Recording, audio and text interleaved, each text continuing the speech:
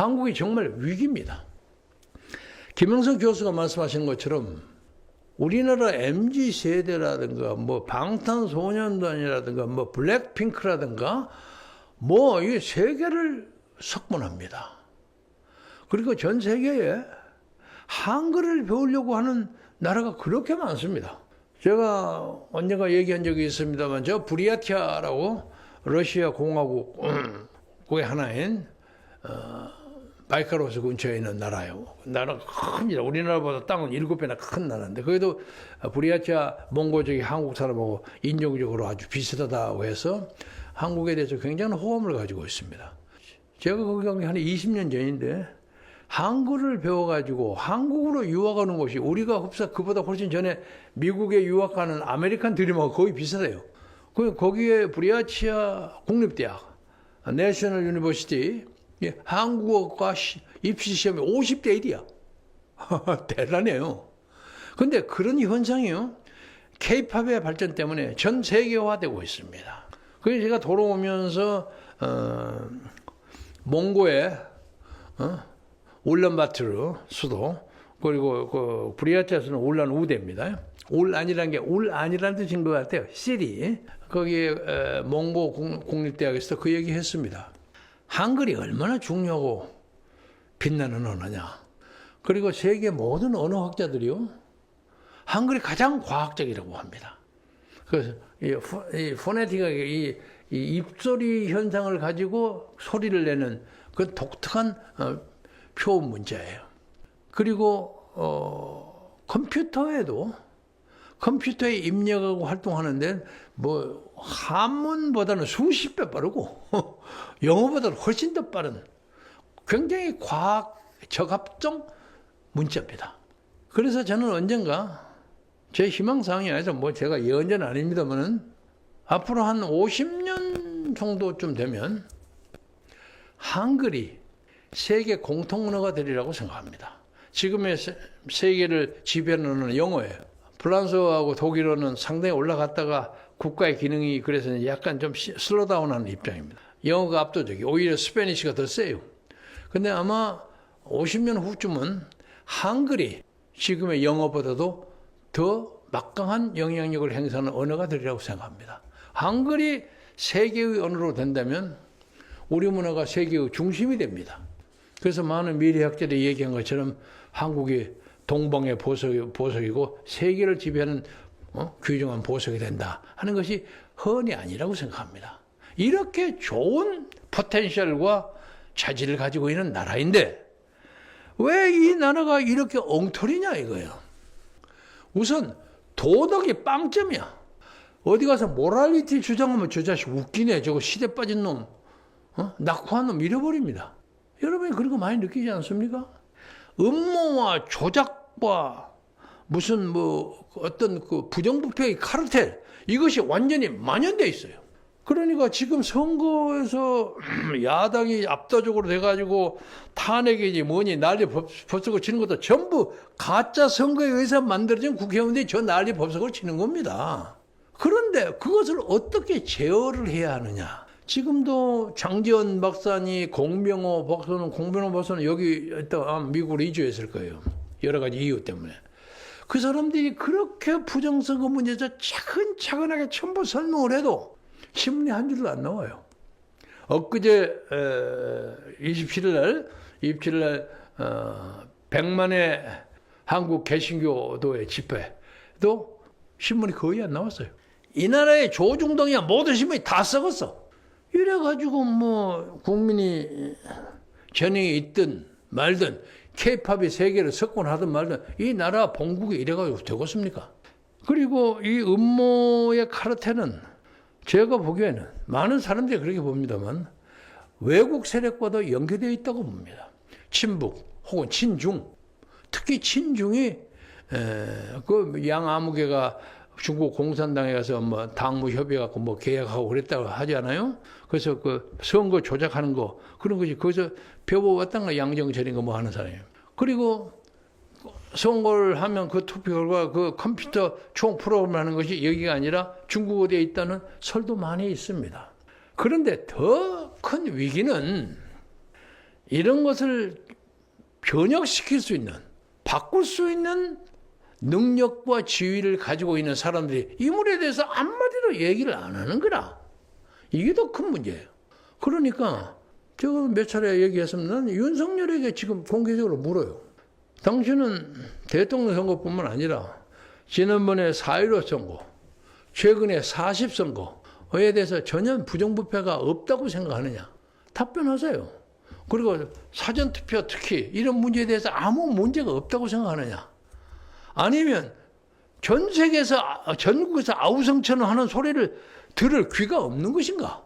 그렇게 떠들면 대통령으로서 그거 한번 조사해봐라. 왜 그 얘기를 못하냐 말이야. 그걸 못하는 이유는 당신도 거기에 걸려있기 때문에 그런 거 아니냐. 이렇게밖에 논리적으로 규율할 수밖에 없어요. 그러니까 윤석열 대통령이 뭘 당하건 말건 어쩌건 상당히 많은 과반실상의 보수 세력이 윤석열이 저 당해도 싸다. 이렇게 생각하는 사람이 많아요. 아주 많습니다. 그래 지지도가 20% 근처에서 왔다 갔다 하고 있는 겁니다. 왜 이 생각을 안 하는 거예요?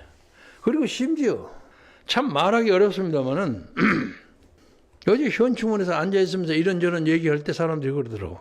사람들이 박정희 대통령을 대단히 그리워해. 아니 박정희 대통령 묘역에 가서 그를 그리워한다는 건 당연하지. 그 뭐 당연한 얘기는 뭐하러 합니까? 아니 그게 아니고 말이요. 그거 아니고 말이요 뭐예요? 아니 박정희 했던 그런 결단이 있는 사람이 있어야 될 거 아니에요. 그래서 아니 말 조심하시오. 함부로 그런 얘기하지 마시오. 아니 뭐 자기 수술 빼고 그러더라고요. 그런데 그런 분위기, 박정희 대통령 같이 구국의 결단을 그리워하는 사람이 적지 않은 것이 현실이라고 보여집니다. 그러면 되겠습니까? 만약 그런 사태가 난다면. 그러니까 이제 그게 겁이 나니까 저쪽에 뭐 더불어민주당에서는 막 관제 구테타 일으킨다 어찌다 온갖 나팔을 다 불고 앉아 있어요. 여기에 넘어가요. 여기에 윤석열 당대가 흔들거려. 솔직히 말해서 저는 몇 번 얘기했습니다만 김건희 여사의 혐의가 뭐 그렇게 대단한 혐의입니까? 예? 아니 2009년인가 대통령 한참 되기 전에 십몇 년 전에 벌었던 도이치모터스 사건이 그게 뭐 그렇게 큰 문제면 이미 그 불기소 처분 나온 거 또 그걸 끄집어내고 난리 법석이야. 예? 그러니까 너는 김건희 여사 나가서 내놓고 설명해라 이거야. 그 잘난 말을 왜 그 말을 못해? 그리고 뭐 요새는 뭐 하나 나온 게 명태균이 시켜가지고 김영선이 공천에 어쩌고 저쩌고 그거 설명하시오 그거. 명태균이 가만히 보니까 아주 이력이 그 사기와 선전과 부풀림이 보통 사람이 아니야 가만히 보니까. 그 사람들하고 만나서 왔다 갔다 하는 건 잘못이지.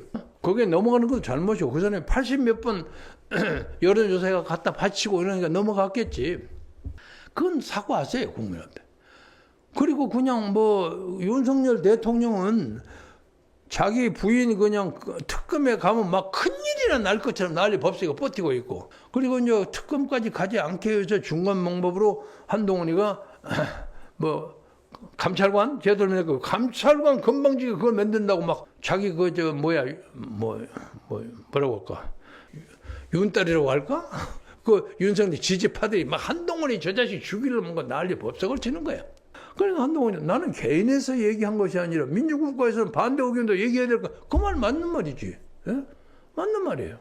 그래서 이 모든 이 사회의 위기는 개인적으로 억울할지 모르지만 윤석열 개인에게 있어. 그렇게 하면 대통령 못해. 옛날 노무현이가 하던 말이 있잖아요. 아 이거 대통령이 못해먹겠다. 더럽고 지사서 못해먹겠다. 그러잖아요. 내놓고 하세요. 왜 부정선거에 대해서 단 한마디도 조사라는 말을 못하느냐 말이야. 당신도 그 일부 아니냐 이거야. 그 일부라고 자기가 변명을 떳떳하게 아니라고 얘기를 못하는 한 우리는 그걸 믿을 수밖에 없지 않냐 말이야. 이것이 저는 우리나라의 진정한 위기라고 생각합니다. 우리나라의 현실적으로 가장 큰 위기는 경제지표가 좀 왔다 갔다 하는 거 그건 별거 아니에요. 김정은이가 뭐 어디에 군대 파견한다고 해서 거기다 막 강력하게 발언하고 나토에다 담당관 보내고 어쩌고 해도 병력을 보낼 생각은 아예 하지 마. 망하는 거예요. 거기를 가면 북한 애들 내가 봐주려고 하는 것이 아니라 외부에 용병으로 간 부대하고 한국 군이 가서 거기서 동족끼리 대리전 해가지고 죽어. 그 짓걸 왜 해? 절대 가지 마요. 말도 안 돼. 그런데 막 거기다가 막 열을 내고 난리 법석을 쳐. 그리고 오늘 아침 보니까 우리나라에서 뭐 백령도에서 뭐 무기기 띄어서 평양에 보냈다가 뭐 시간에 가고 북한 놈들이 쫙 뭐 발표했더라고요. 아니 그런 얘기를 하는데 대한민국의 공보 담당관은 어디서 뭣들 하고 있는 것이요? 니들은 쓰레기 봉지를 몇십 번을 보냈어. 몇백 번을 보내지 않았어. 어? 왜 그 얘기 한마디야? 그건 어디서 왔어? 만주에서 와서 중국에서 와서. 아니 여기서 무인기 하나 보내갖고 뭐 하나 떨어뜨린 거고 너희 여기도 무인기가 몇 번 돌아가서 북한 무인기가 왜 그런 얘기를 큰 소리를 꽝꽝 못하냐 말이야. 어? 이래갖고 어떻게 이 대통령을 믿고 살 수가 있냐 말이요. 대통령 지금 어디서 뭐 하시는 거예요? 김건희 여사 그건 아무것도 아니요. 아무것도 아니요. 오히려 그것 때문에 발발 떠는 대통령의 심사 때문에 이 나라가 흔들리는 거야. 왜 그 생각을 못해요? 많은 사람들이 날 보고 당신 요새 한동훈이 믿나? 아니 한동훈을 내가 언제부터 밉니까? 엊그제 악수한 게 생후 처음이요. 근데 이 눈이 마치 엉거쯤 일어나니까 내가 못 본 척하고 가기가 그래. 그래서 나중에 일부러 일이 보니까 추경호가 저거 보이더라고. 그래서 내가 추경호 쪽에 가서 또 악수했어요. 어? 그런데 나는 이 문제를 건설적으로 극복할 수 있는 사람은 한동훈의 역할이 있다고 생각합니다. 그래서 그전부터 얘기한 것처럼 이 당 깨지면요 망해요. 망하고 부정선거의 카르텔과 이 국제적 음모를 깨지 못하면 여러 가지의 모디피케이션이 있고 뭐 변형이 있고 뭐 핑계를 대고 하지만은 앞으로 계속해서 좌파의 시스템에서 계속 대한민국의 지도자는 만들어지는 거예요. 이것은 일제에 의해서 36년간 당했던 박해보다 더 치욕적이에요. 같은 국민 앞에 당하는 게 더 치욕적이에요. 그래서 이런 문제를 진짜로 대통령이 심각하게 생각하세요. 엊그제도 제가 난 윤석열 대통령 사람 좋은 거 안다. 친구 좋아하고 술 좋아하고 얘기하기 좋아하고 다 보면서 젊은 시절에 낭만과 풍류를 즐기면서 살았던 다 좋아. 그러나 대통령 그래갖고 어물어물해갖고 대통령 하는 게 아니에요. 요새 대통령 열심히 무조건적으로 밀다가 요새 할 말이 없어서 집회를 하면서도 대통령 계속 지지하고 있는 저 정광훈 목사 봐요. 그 사람 하나님의 뜻이라고 또 대통령을 윤석열 선택했어. 부정선거 뻔히 알면서도 자기가 가장 많은 증거를 가지고 있으면서도 말 터뜨리지 못해. 자기 재패 들어갈까 봐서. 그리고 앉아서 하는 게 천만 자유국민 탈행이나 부르고 앉아있더라. 이번에 엊그제 대한민국의 대표적인 종교단체가 끼는데 끼지도 못했더라. 이렇게 소외돼요. 그래서 이제 이 위기를 극복하는 것은 대통령부터 결단해야 하고 대통령이 당장 하기 오면 한동훈이를 시켜요. 한동훈. 왜 반대를 못해? 당연히 반대하는 게 그 감찰관 만드는 것이 좋은 아이디어던데. 되든 안 되거나 투표를 해보세요. 투표를. 에? 그렇게 하면 안 됩니다.